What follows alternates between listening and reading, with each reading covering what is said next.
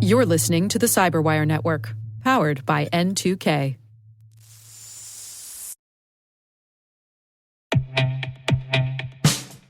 And now, a message from Cyberbit. Mastering cybersecurity is like mastering a sport. You build muscle memory through rigorous practice, then you train as a team to foster cohesion while operating under pressure. Like athletes, cybersecurity professionals thrive on hands-on simulation. But traditional courses, certifications, and open-source labs won't build you a winning team. You need Cyberbit. Cyberbit offers a hyper-realistic simulation environment for your SOC, IR, and C-suite to refine your skills, all using the market-leading SIMs, EDRs, firewalls, and WAFs they use every day. Cyberbit is offering CyberWire listeners a free live-fire exercise. Sign up your team now at cyberbit.com/cyberwire.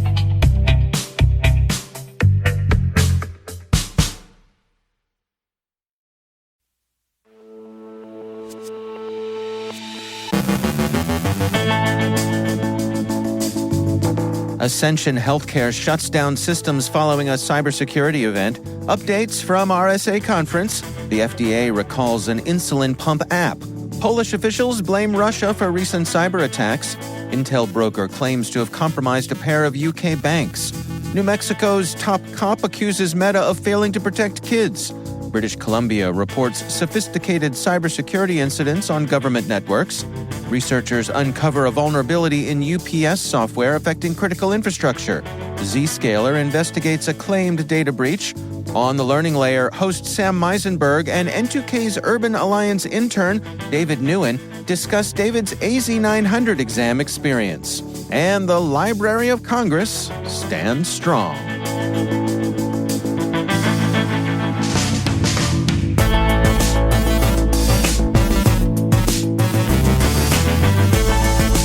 It's Thursday, May 9th, 2024. I'm Dave Bittner, and this is your CyberWire Intel Briefing.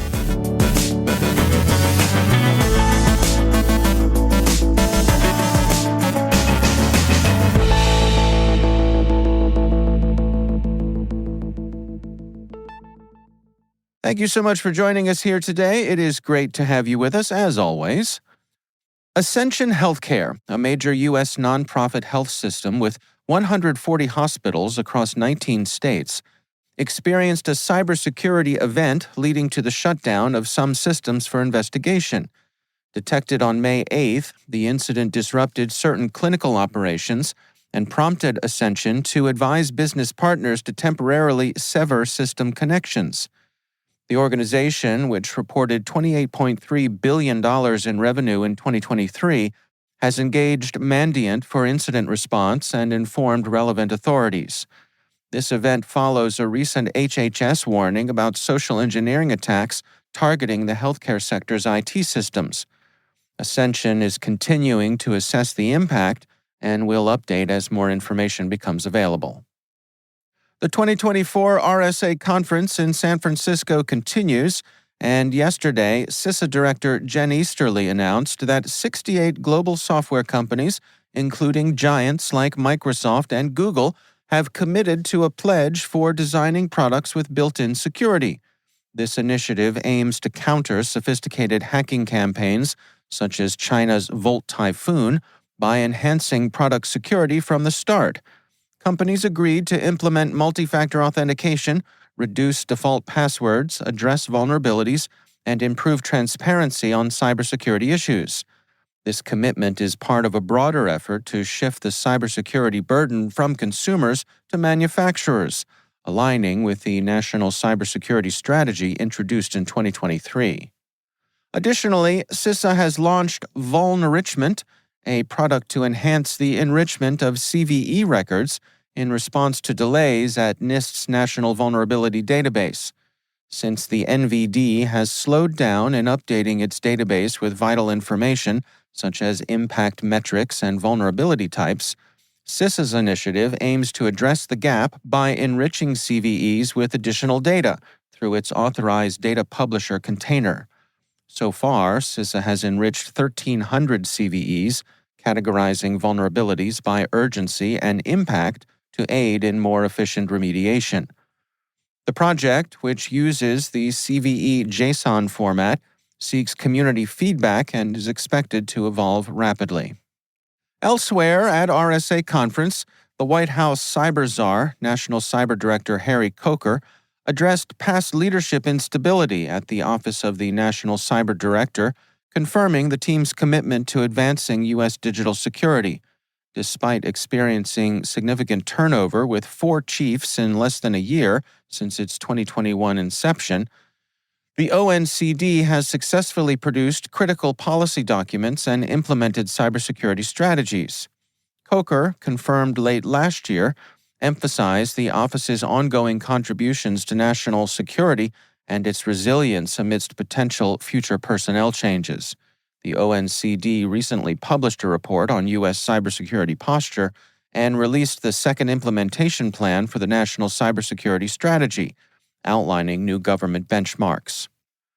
Later in the show, our N2K CyberWire executive editor Brandon Karpf catches up with Caleb Barlow from Cyberbit at RSA. Stay tuned for that.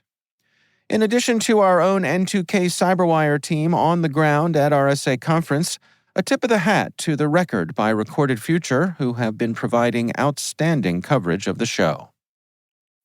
The FDA announced a Class 1 recall for Tandem Diabetes Care's iOS T-Connect app version 2.7, used with the T-Slim X2 insulin pump, due to a defect causing premature shutdowns from excessive battery drain linked to Bluetooth issues. At least 224 injuries have been reported. Users are advised to update the app to version 2.7.1 or later to correct the issue. The defect can interrupt insulin delivery, potentially leading to severe hyperglycemia or diabetic ketoacidosis, which may require hospital intervention. No deaths have been reported, but Tandem has urged heightened vigilance, especially during sleep, and has requested customers confirm notification of the recall through an online form.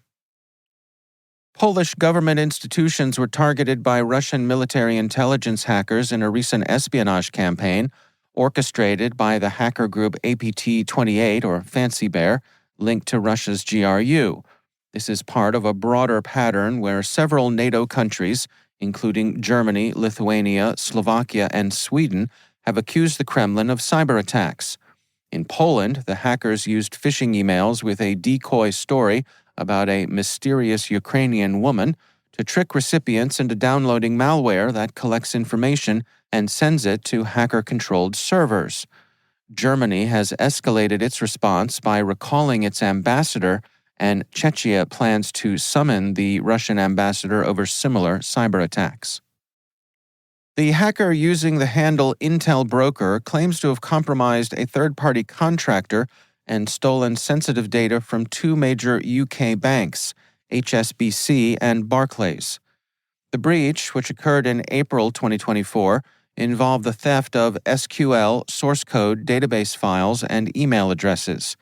The stolen data, including potentially sensitive and technical information, has been leaked on breach forums and is circulating on Russian-language forums, posing significant security risks to the banks and their customers. New Mexico's Attorney General Raul Torres announced charges against 3 men accused of using Meta's social media platforms to solicit sex with underage children. The arrests resulted from a months-long undercover operation where the suspects connected with decoy accounts set up by the State Department of Justice. The investigation began around the time New Mexico filed a lawsuit against Meta, alleging the company failed to protect children. Torres criticized Meta for prioritizing profits over children's safety, while Meta defended its efforts to prevent suspicious adult interactions and work with law enforcement. The lawsuit also revealed internal documents estimating 100,000 children face sexual harassment on Meta's platforms daily. British Columbia Premier David Eby reported sophisticated cybersecurity incidents on provincial government networks. Following this, all government employees were directed to change their passwords, a move described by the Office of the Chief Information Officer as routine security updates. The government is collaborating with the Canadian Centre for Cybersecurity to assess the incidents, with no current evidence of compromised sensitive information. Researchers from security firm Cyber revealed vulnerabilities in CyberPower's Power Panel business software used for UPS management, posing potential serious risks to critical infrastructure. These vulnerabilities could allow attackers to bypass authentication, obtain administrator privileges, and execute arbitrary code, potentially leading to severe operational disruptions and financial losses. CISA has issued an ICS advisory amid concerns of increased targeting of such systems by hacktivists. CyberPower has issued a patch to address these vulnerabilities. Cybersecurity firm Zscaler is investigating a claimed data breach after threat actor IntelBroker allegedly offered to sell access to the company's network on breach forums. Zscaler has confirmed there is no impact or compromise to its customer, production, and corporate environments.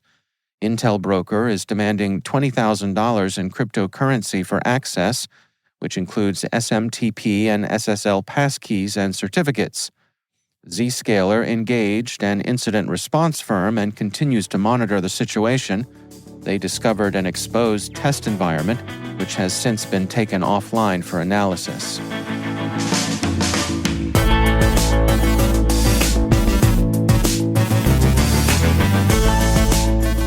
Coming up after the break, Caleb Barlow, CEO at Cyberbit, meets up with our own Brandon Karp to discuss their insights on the RSA Conference.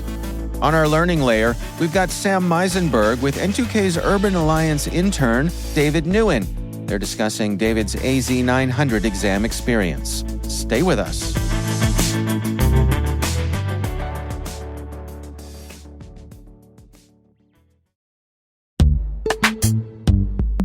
Every day, your IAM tech debt grows. Your multi-generational services struggle to work together. Building an identity fabric can fix this. It makes all your identity tooling stronger and allows you to connect any app to any service you want to use, with zero coding, zero maintenance, and zero app downtime. Strata's identity orchestration platform separates the identity logic from your applications, so you can optimize existing IAM tools and manage them in a single control plane. Now, every vendor, standard, and architecture work together. In short, building your identity fabric means you can secure your non-standard apps, keep your complex access policies, retire outdated IDPs, and modernize in record time. So build your fabric with Strata Identity and get rid of tech debt for good. Visit strata.io/cyberwire, share your identity priorities, and receive a pair of AirPods Pro. Offer valid for organizations over 5,000 employees.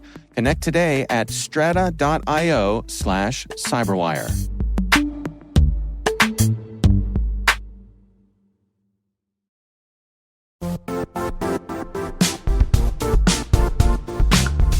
The IT world used to be simpler. You only had to secure and manage environments that you controlled. Then came new technologies and new ways to work. Now, employees, apps, and networks are everywhere. This means poor visibility, security gaps, and added risk. That's why Cloudflare created the first-ever connectivity cloud.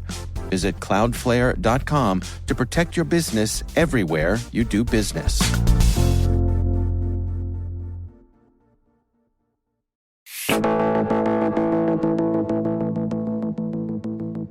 On today's bonus Learning Layer segment, host Sam Meisenberg speaks with N2K's Urban Alliance intern, David Nguyen. They're discussing David's AZ900 exam experience.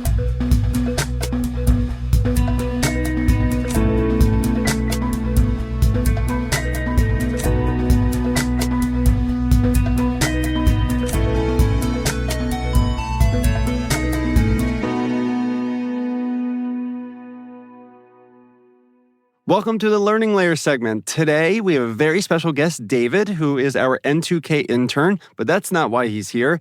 David is here because he just passed his AZ900 exam. So, David, congrats. Thank you. How's it feel to be AZ900 certified? I feel excited. All right. Yes, you get the certificate and then you get to be on the Learning Layer podcast. I don't know which one is better. All right. So look, I'll start with the most obvious question that other people are probably wondering who are preparing for their AZ900. How did you prepare? How'd you study? How'd you do it? So what I mainly did was use Microsoft Learn modules where I just looked over the terms and just like took notes on each term and like what it does in its applications. Okay. Now, I've heard that the Microsoft Learn modules are free. So anybody can kind of go out there and log in and use it today. Is there anything else you use in addition to those free modules? Yeah. I use N2K's QBank where I just looked over the questions and see that like the different type of questions like when I use Microsoft Learn modules and this practice test, it was all multiple choice questions. So I didn't really have any experience using like a drop-down menu or like a yes or no checkbox. So N2K's like QBank allows you to experience with all those different types of questions that you will see on the exam day. So what you're saying is on the AZ900, there are question types that are not just multiple choice. So you had to kind of practice and feel the like experience of doing a different modality of questions. So the next question I have for you is, I think a lot of people struggle with like the last couple days. It's always an awkward time. Yeah. You've been doing all this studying. So I guess my question is, what did you do? Walk us through the last, 48 hours before exam day. So this worked for me. So I don't recommend like, for most, it might not work. But the day before the exam, all I did was just cram in as much information that I didn't really understand as possible. Okay. So yeah, I just basically crammed everything and tried to take as much like practice exams or look at like questions that I could see on the exam as possible. Okay. And then the day of the exam, I took it as like a chill day where I didn't do really anything. Like all I did was just took a walk and like eat food and just chilled on my bed. Nice. So I have one reaction to what you just said. Because I mean, look, they're all it's all good stuff, right? As you said, it worked for you. You passed the test. I can't argue with that. Some people, sounds like you might be in this camp, you kind of just can't help yourself. Like the day before the test, you need to feel like you're like looking at some of the content, right? And you need to, I don't know, whether it's just to make yourself feel better or you're anxious, you want to do something, you want to get some nervous energy out, you crammed and you studied. That's fine.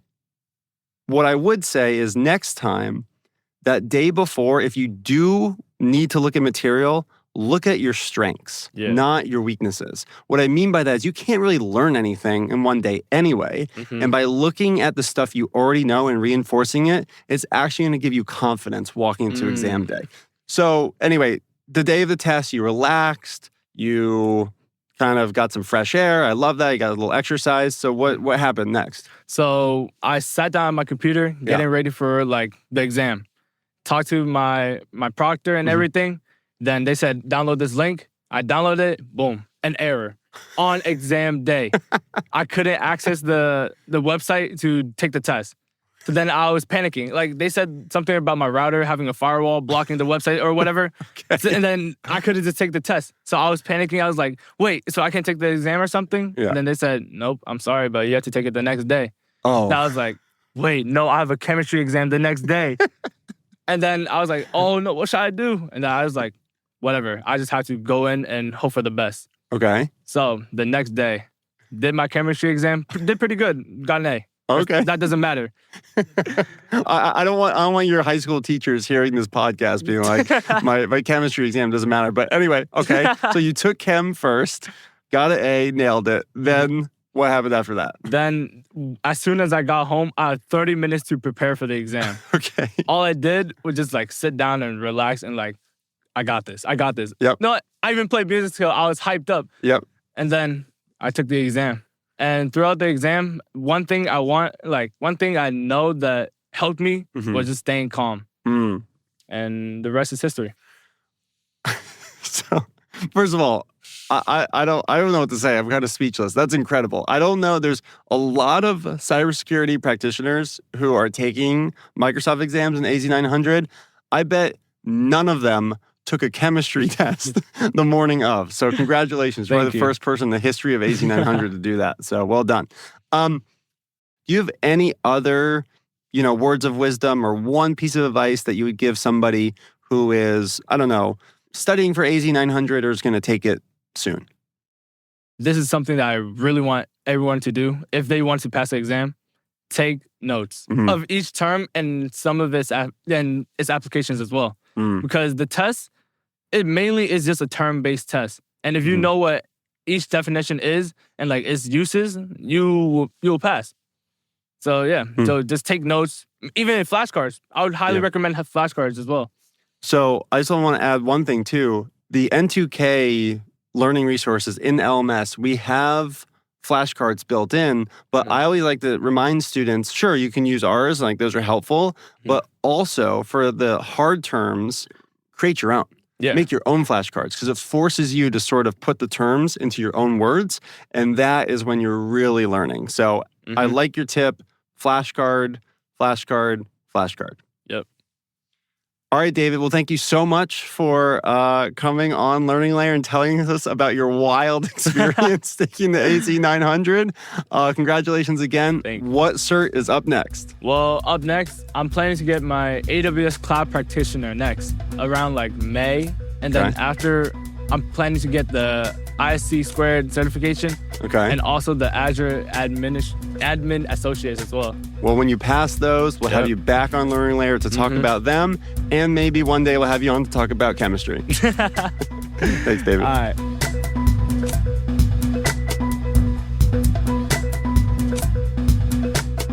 So I mentioned that David is an Urban Alliance intern. So I just want to give a quick word about Urban Alliance and the work that they do. They work with schools and employers across the greater Washington, D.C. area, Baltimore, Chicago, and Detroit to address systemic barriers to economic mobility and bridge the gap between education and workforce for young adults of color. They're always interested in adding more IT and cybersecurity partners. So if you or your organization is interested, please visit urbanalliance.org/contact us, or you can email Laura Montgomery at lmontgomery, MONTGOMERY @theurbanalliance.org. If you're interested in pursuing the AZ 900 exam or any other certification, N2K has comprehensive practice tests to help you prepare for exam day. We have prep materials for the full suite of many industry-leading certifications. Get access to multiple learning tools, including custom quizzes, flashcards, and simulated practice exams to help you walk into test day prepared and confident.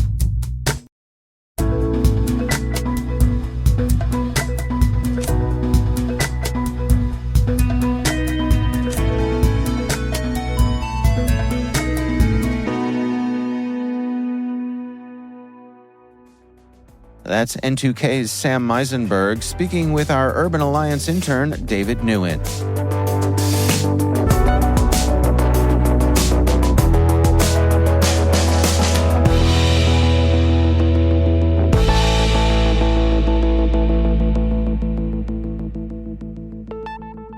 Continuing our series of man-on-the-street conversations from the 2024 RSA Conference, Caleb Barlow from Cyberbit meets up with our own Brandon Karpf.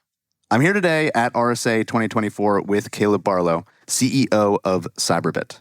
Caleb, we've been seeing on the floor in conversations, in sessions, concerns about communicating risk, understanding risk, and also the new technologies everyone's talking about. What conversations are you most interested in? What conversations have been the most impactful to you? And what are you finding the most interest in this year at RSA? Well, I think the first thing to understand is like my process with RSA, because there's so much marketing spend that goes into RSA and, that naturally drives a lot of the conversations. I'm looking for the small, two guys in a dog company off in the corner with a little table that nobody's heard of before. And what are they innovating and what are they doing that's different? And I think it's a little harder to find those companies now in a post-COVID world, but they're still here and, really trying to find that innovation that is new and unique and different. And I think in what we're looking at nowadays, I'm really intrigued by some of the work that's being done in threat intelligence. Okay. I think a lot of the conversations around the SOC, it's really frothy. Like there's just so much dialogue there and so many different solutions. But you start looking at like, how do you do an investigation? What data do you need to do that investigation? How can you enhance that? Those are the types of things that I'm finding really interesting right now. And like I said, those are typically off on the side of the show floor, Right, yeah. maybe at the little card tables versus the big multi-million-dollar booths. Well, so how do we square that with a refrain I have heard over the last few days, which is AI? Well, that plus we've spent the last 2 years being told do more with less, do more with less, do more with less. And I've heard this from numerous people. So when you combine this AI aspect of security, it seems today, with companies pulling back on resourcing their SOCs and resourcing their threat intelligence personnel and incident response teams, where is the opportunity there to make a difference? Well, there's a disconnect. And I think the first thing we have to recognize is right now, and this is down a little bit since COVID, but we've still got 480,000 open, unfilled cybersecurity jobs in the U.S. alone. Yeah. But here's the other thing, and I don't know the exact number, but I'm guessing it's somewhere between 50 and 100,000 security professionals that are currently looking for work. And if you go down to the show floor right now, there's a lot of people that are walking around looking for jobs. Yes. We've never seen that at this kind of level. But where's the disconnect? We have these open, unfilled jobs, yet at the same time, we have people looking. And I think that disconnect is people are looking for time, hands on keyboard, eyes on glass in the seat. And that's the real disconnect. When I go out and I look for somebody to sit in my SOC, I'm looking for them to have, 5 years of experience with Splunk or Microsoft Defender or QRadar. And if I don't see that, I'm passing on to the next person. Right. So part of that disconnect is how do we skill up those people? The other part of this disconnect is a typical SOC now could easily be seeing hundreds of millions of alerts a day. The analytics and the data volumes are just so ridiculous that we've got to use machine learning and AI to dig through it. Sure. Now, we've been talking about that here for years. Literally, almost a decade. Yes. I think the difference now is with these, LLMs, we're seeing that it's possible. We've become kind of re-engaged in this dialogue to try to get AI right. But training AI on security is a totally different ballgame than training AI on natural language. So who do you think is either already doing it the right way or well on their way? I think of the Cisco acquisition of Splunk, right, to get that data, that massive data lake that Splunk has for things like incident response and understanding the telemetry within a network. I mean, what companies do you think are doing this right and not just doing the hype cycle thing? Well, I think one of the things we have to look at, particularly when we're talking about tools in the SOC, is this is becoming less and less of a best of breed battle and more of a best of platform battle. Okay. And you have some very interesting players in this, right? So you have kind of the traditional security vendors, the CrowdStrikes, the Palos of the world. But now we also have the cloud, monoliths that are coming into this, AWS, Google, and Microsoft in a very significant way. And part of what we have to recognize, right, and we might as well just call it for what it is some of these vendors have additional capabilities that others don't, whether that's, bundling and licensing options that Microsoft has as an example, or incentives that somebody like Google might put in play, as you're buying your other cloud services and capabilities. This really starts to create different incentives in the SOC on what platform you're going to use. But I think the choice that people are starting to look at isn't, what do I need for a specific component of my solution? It's which platform do I want to start with? And yes, there may be some things I'm giving up with on that platform, but I'm gaining so much more in the overall integration as well as the finances of buying that platform. So I think something that's easy to do here at RSA every year is to look at the things that you just identified, which are these platforms, these tool suites, the new technologies being brought to market. In the beginning of this conversation, you also mentioned the talent. So let's tie those things together. When we are looking for platforms and figuring out what we're going to have in our environments to make them effective and to provide the need that fills my own security strategy, how do I also bring in the talent component and understand these people that I want to bring in, the skills that they might have, the opportunities they have to grow, and the aptitude to learn these tools? How do I actually bring those things together in an effective, full scope security program? Well, I think one of the things we've really got to do is we've got to start looking at security as a profession, right? Which means that we need to expect that we hire people and that they continue to grow through that profession, and we're putting the time and the investment into growing them. But the math on this is really simple, right? If let's say I'm making a switch from maybe QRadar to maybe Google Chronicle as an example. okay, well, I need to retool my team. Now, I need to not only put the training in place to do that, I need to measure people on that journey, but I probably also am going to go hire some people. Right. So how can I go out and hire people that I know already have this skill? And in some cases, the objective is go out and hire people that have, 5 years of experience using Chronicle. Well, the challenge with that is those people are going to be expensive. Another avenue on this, and don't forget, you've got to pay a recruiter often, sometimes up to a third of that person's first year salary. The other approach is to go out, hire people that have that aptitude, maybe people that have used Splunk or QRadar for years, or maybe even someone that's just a really talented IT professional that wants to get into security. And now maybe I put them into a training program for 3 to 6 months. I might actually be better off financially versus having to pay that recruiter by growing some of these people internally. But here's the other thing.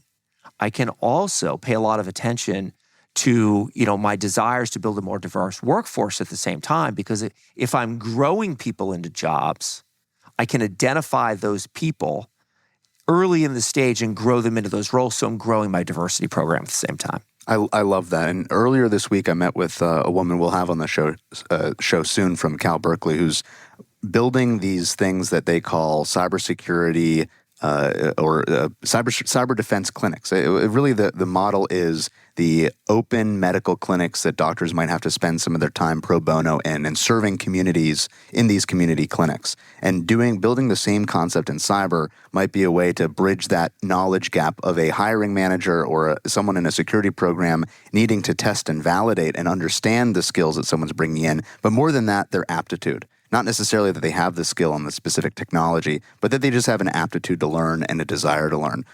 Have you seen anyone applying that type of a hiring mechanism of, are you not just coming here with the skills, but actually coming here with just the aptitude and desire? Well, I'll give you an example. I think one of the things to really think about in this space is that cybersecurity, you're up against a human adversary, right? So, this is much more analogous to training a pilot in that I don't care where that pilot went to school. I don't care, what I care about is that they certified on the airframe and how many hours do they have in flight and in simulation, right?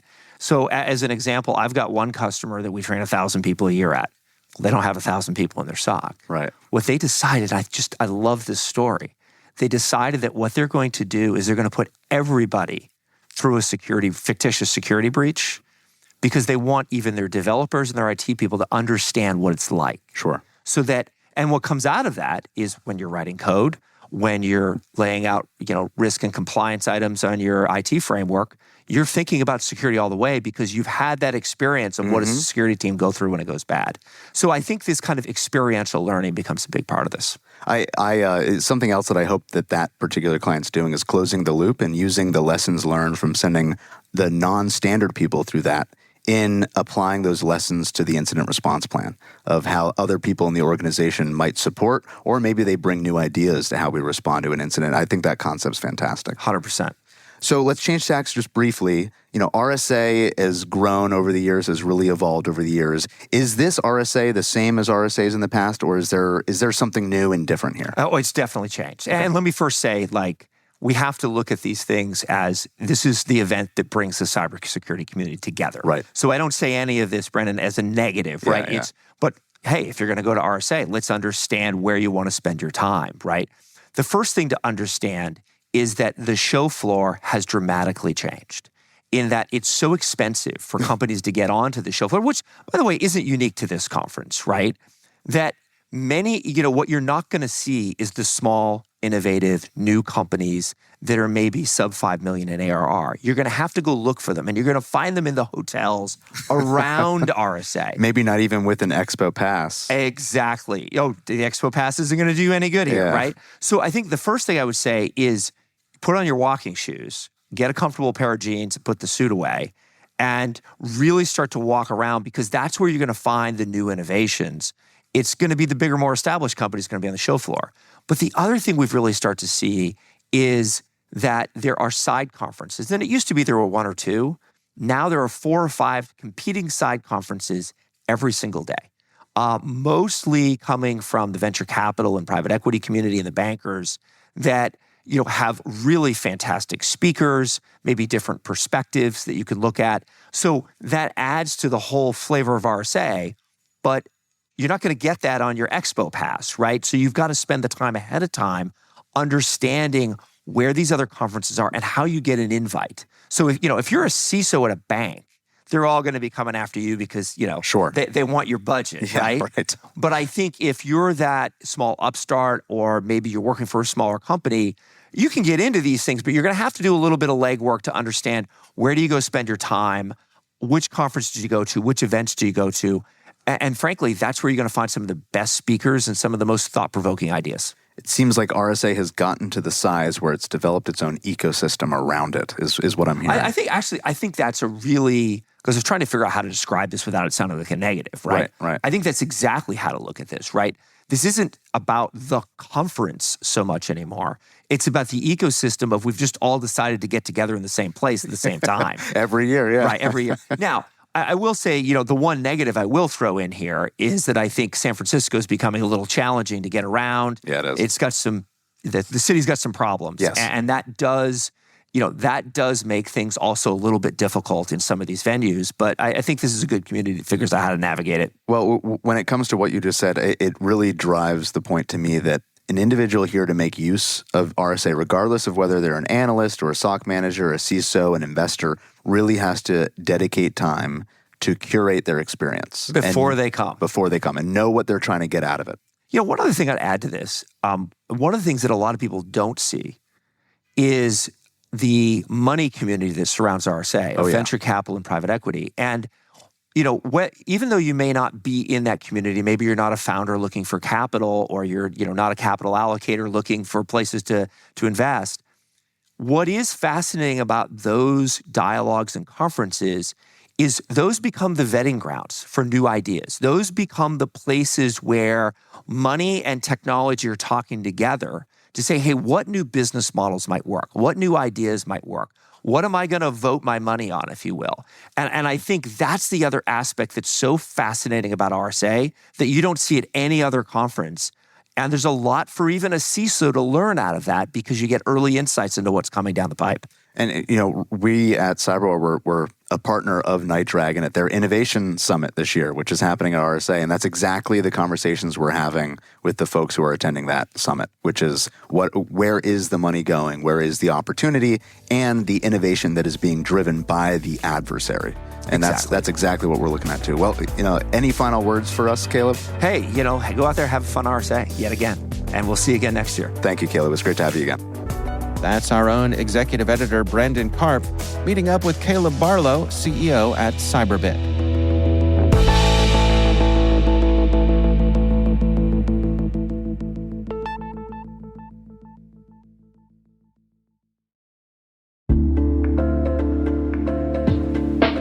Are lengthy security reviews pulling attention away from your security program? With the largest network of trust centers, Vanta can help you streamline security reviews to win customer trust, save time, and close deals fast. Proactively demonstrate security by showcasing key resources like your SOC 2 or ISO 27001, and provide real-time evidence for passing controls. And when a security questionnaire is required, Vanta takes the first pass for you. Visit vanta.com/cyber to take a self-serve tour. That's vanta.com/cyber.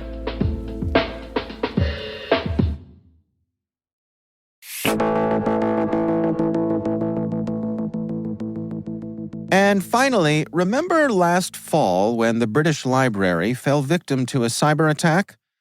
Turns out, on that same October day, cyber criminals tried their luck on both sides of the pond.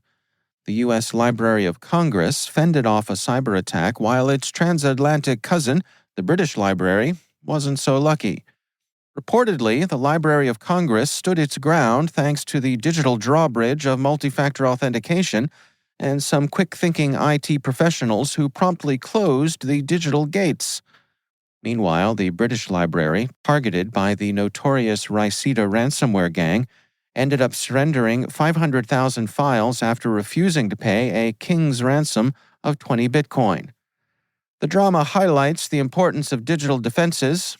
The U.S. remained secure, perhaps disappointing the cyber villains who had to settle for less fortified targets.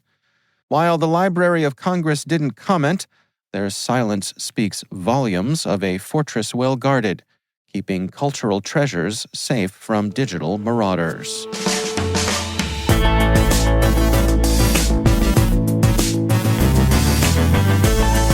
And that's the CyberWire. For links to all of today's stories, check out our daily briefing at thecyberwire.com. We'd love to know what you think of this podcast. Your feedback ensures we deliver the insights that keep you a step ahead in the rapidly changing world of cybersecurity. If you like this show, please share a rating and review in your podcast app. Please also fill out the survey in the show notes or send an email to cyberwire@n2k.com. We're privileged that N2K CyberWire is part of the daily routine of the most influential leaders and operators in the public and private sector, from the Fortune 500 to many of the world's preeminent intelligence and law enforcement agencies. N2K makes it easy for companies to optimize your biggest investment, your people. We make you smarter about your teams while making your teams smarter. Learn how at n2k.com. This episode was produced by Liz Stokes. Our mixer is Trey Hester, with original music and sound design by Elliot Peltzman. Our executive producer is Jennifer Eiben. Our executive editor is Brandon Karp. Simone Petrella is our president, Peter Kilpie is our publisher, and I'm Dave Bittner. Thanks for listening. We'll see you back here tomorrow.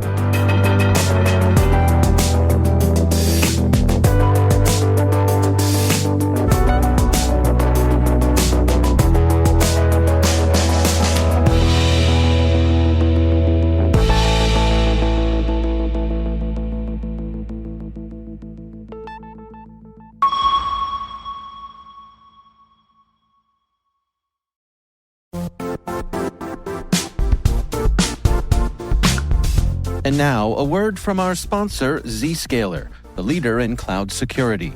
Cyber attackers are using AI in creative ways to compromise users and breach organizations. In a security landscape where you must fight AI with AI, the best AI protection comes from having the best data. Zscaler has extended its zero-trust architecture with powerful AI engines that are trained and tuned by 500 trillion daily signals. Learn more about Zscaler Zero Trust Plus AI to prevent ransomware and AI attacks. Experience your world secured. Visit zscaler.com/zerotrustai.